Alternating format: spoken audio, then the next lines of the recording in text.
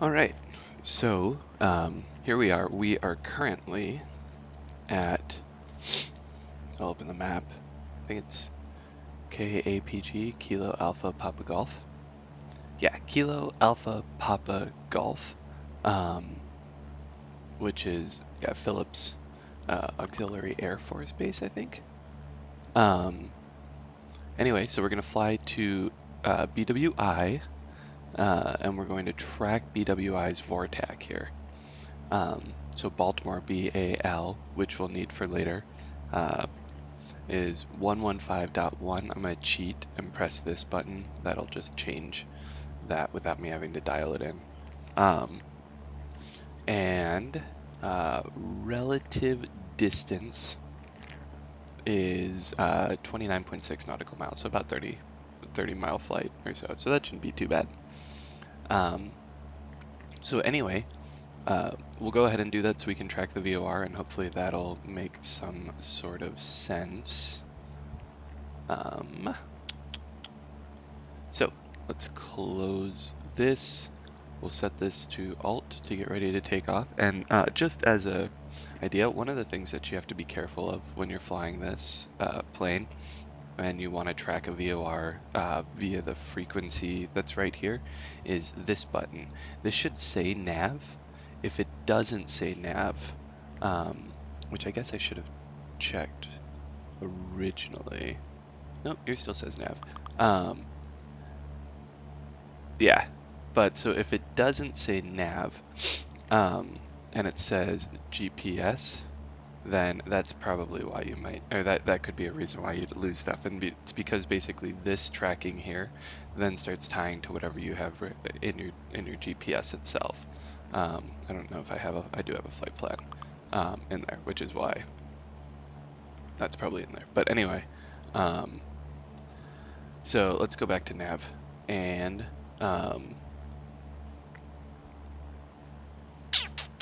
yeah, I think we're ready to go. So I'm going to go ahead and just take off and we'll track that VOR in. So let's get the brakes off. We'll start going. Right rudder.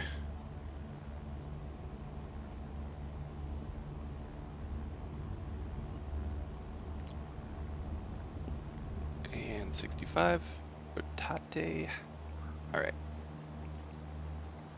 We're up. FSE flight not started.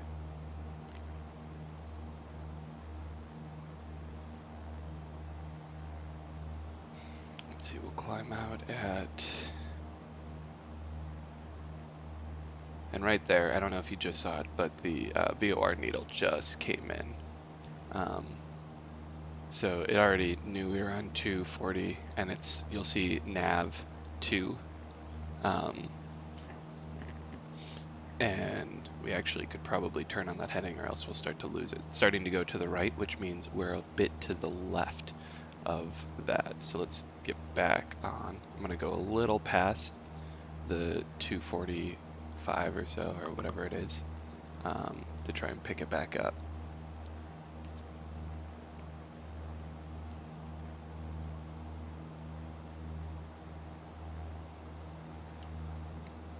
Be a little less crazy with the controls, and maybe we'll try and level at just 1,000 feet or so.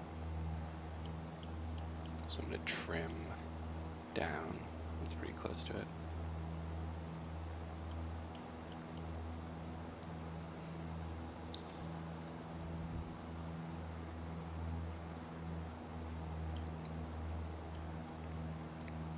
All right, there's 1,000 feet. I didn't do the altimeter, so it's probably not truly 1,000 feet, but we're just gonna say that it is because that's not what's important this time. Okay, so we are starting to head towards Baltimore. You'll see the needle's basically lined right up on it. So I want to make sure that we're actually going that way. Yeah, so we'll start following it now.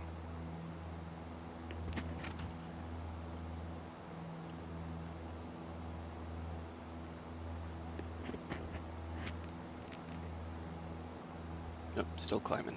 Probably need to bring that back down. So another way of cheating a little bit is right here on the GPS. You'll see VOR is BAL, which is what we want.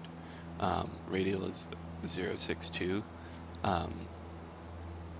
which we can basically the inverse of 062 is 242. There's a cheat for doing that. I think I mentioned it before, but it's the +2 -2 rule. So you look at the first digit, this 0, and does it make sense to add 2 or -2 to it? Since it makes sense to add 2, because that would be 263 instead of minus 263 radial, which isn't a real radial, you'll add 2 to this one, and since you added 2 to the hundreds place, you'll minus 2 from the tens place, which would be a 4. 6 minus 2 is 4. So the inverse radial is 243, which is about the way we're going right now. So we're flying straight towards Baltimore. And then this has a big cheat here, distance, a DME on it, 23.2 nautical miles. DME stands for Distance Measuring Equipment. So we'll just keep this going for until this gets further down, but this gives us a nice good chance of flying the radial. So again, you'll notice when we took off though, it took some time for this VOR to really come into place. Not a whole lot, it was pretty quick, but it does mean that we have to get up in the air. When we first went to take off, they had this flag here, the white and yellow, basically the candy cane looking flag. That means that it's not tracking or it doesn't have a signal from there. That was on both this one and the two from down here. If I swap these, hopefully, yeah, you'll see both of them are like that because that's a different VOR. That means it's not tracking. Once you get in the air, you'll pick up the nav down here. That nav means you're tracking the VOR.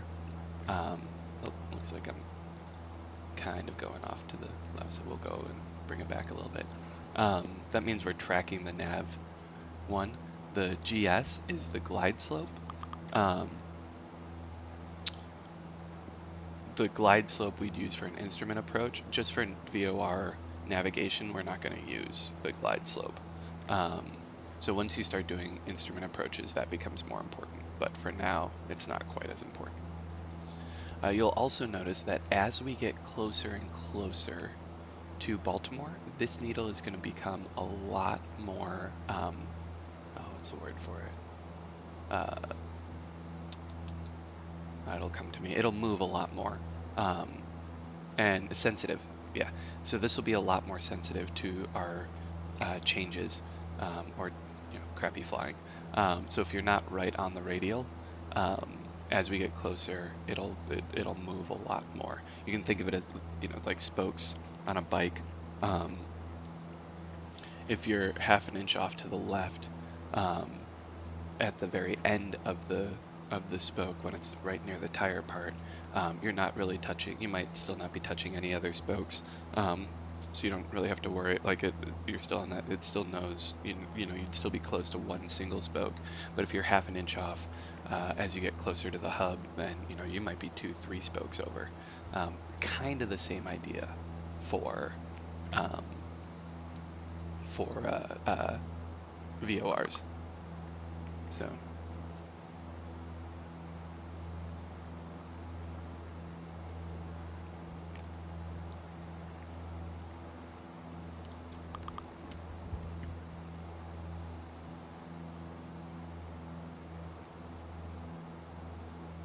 So let's see, right now we're flying this airport over here. This one is,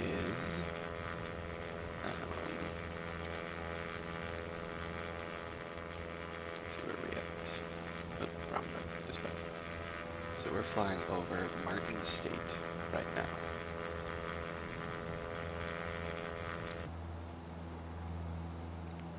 Plane's floating to the left again, so let's get back on our VOR.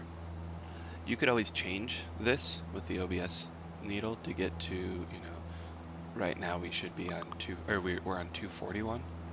So if I changed it to 241, then we'd be there.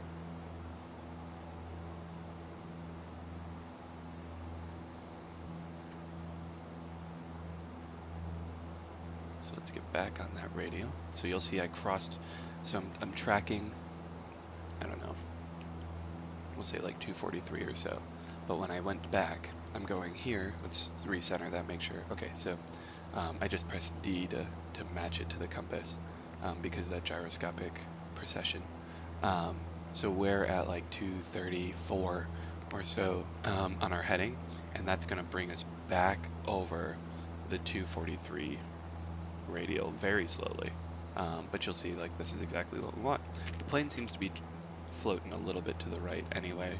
I'm completely hands off right now on the joystick. So you'll see it's slowly starting to creep over. I don't know if this has rudder trim. The Cherokee does, but I don't see any rudder trim. So on my Cherokee, there's rudder trim down here.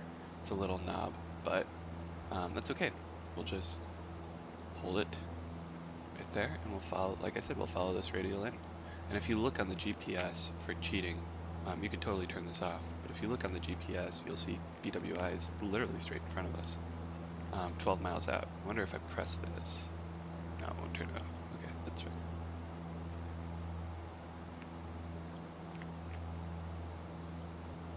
So we're still tracking, and you'll probably see up here, I think, is that BWI? No, I think it's a little bit further out. So we're still 11 miles out. We got a ground speed of 127, so we should be there pretty soon, 5 minutes or so.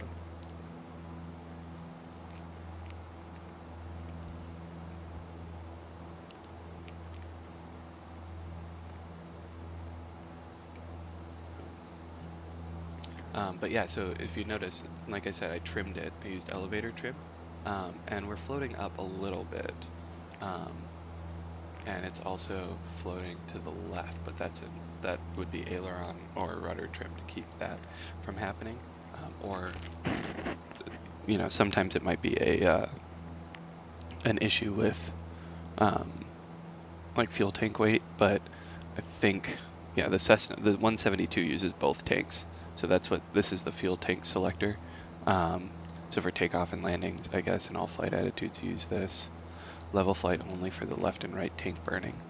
On the Cherokees, you can't do both. You either get left or right, and you have a fuel pump that's running. These I think are gravity-fed tanks because they're in here. But there is a fuel pump right there, but it's off right now. I think there might be an engine. I don't know if there's an engine-driven fuel pump or not.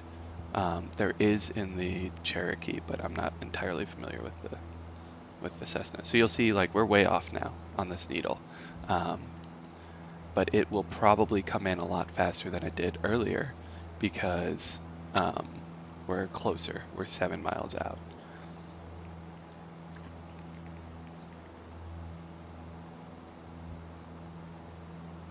And I don't remember what the weather is at Baltimore. 127.8. Wind calm. I'll just cheat. Wind calm at 3011. 3011.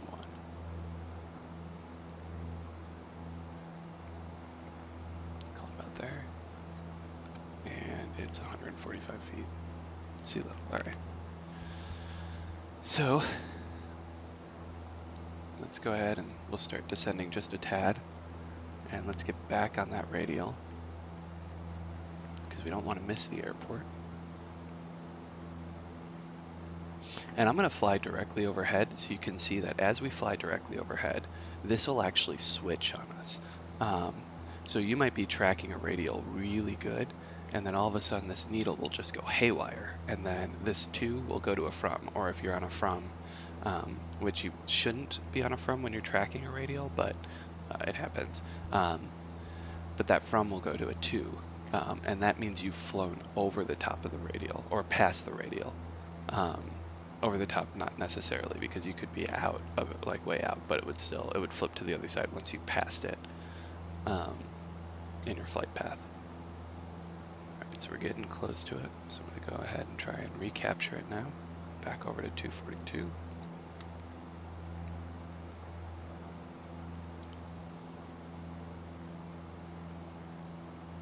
We'll also start descending a tad. I'm going to cut some of my power out.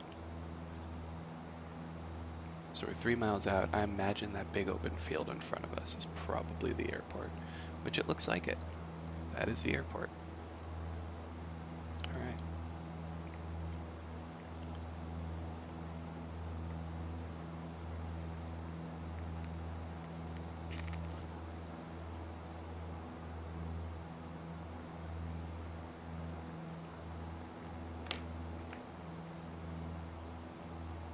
So we're still a little to the left, but like I said, as we get closer, it's going to be a lot more sensitive to our changes.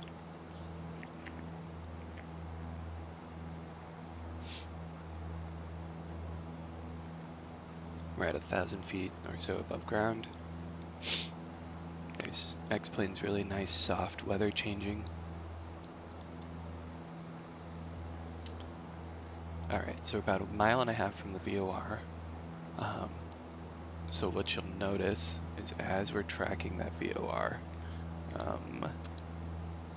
which I think might be this right here. Oh, this station here is the VOR. So as we fly over the top of it, you'll see the flag change and everything go haywire. So keep an eye on that VOR.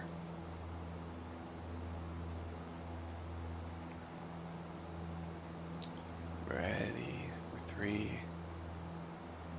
2, 1. Now keep an eye on it. So it goes way off to the left, and we'll fly over. There's the from flag, and it should start sweeping back. There we go. All right, so I'm gonna go ahead now and set up for landing on the runway we just crossed over.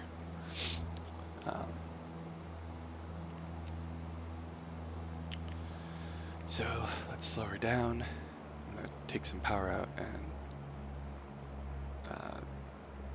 pull the nose up just a tad. We're at 500 feet, so we're super low right now, but as I do that, I'll start my turn onto a left downwind for whatever runway that was. And once I get in the white arc on the airspeed indicator, which looks like about 85, I'll put in my first notch of flaps. So there is the white arc, so first notch. So there's the bubble from the first notch. And I'm gonna add some power now because I don't want to go much further down than that.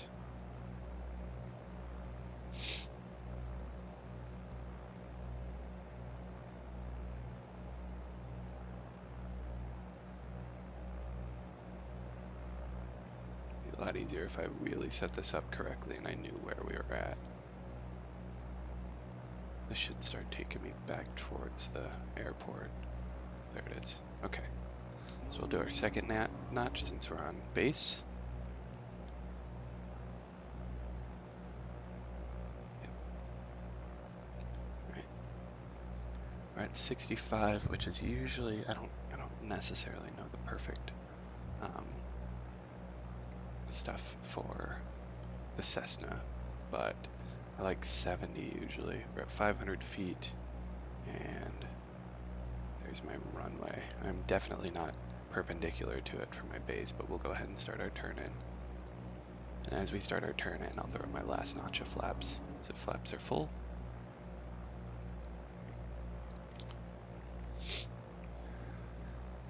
We're way slow, but we need to come down also.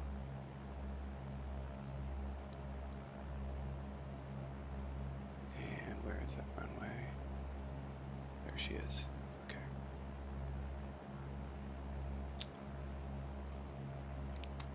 So let's get that nose down a bit. I'm gonna cut power. We're still 400 feet up. but I think we're doing well. Yeah, you'll see the VASI on the side, the two sets of two white lights that are on top of each other. Since they're both white, we're a little high, but that's okay. We've got a lot of runway. There's red, one of them.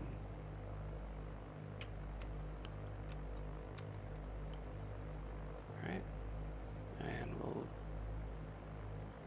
level to the horizon and slowly start to bleed that air power, or that airspeed off. And there we go. We're down.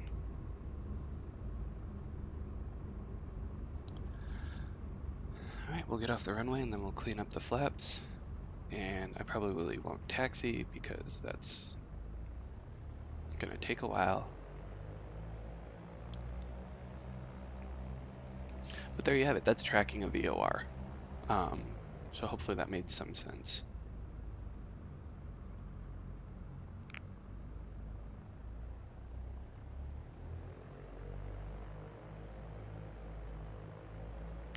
And once we pass those, we're clear. So clear the runway there, set a parking brake, we'll clean up our flaps. Yeah, so anyway, hopefully that was helpful. I expect probably some questions, but yeah, anyway, good luck. And hopefully when you try it out, it will work. So thanks.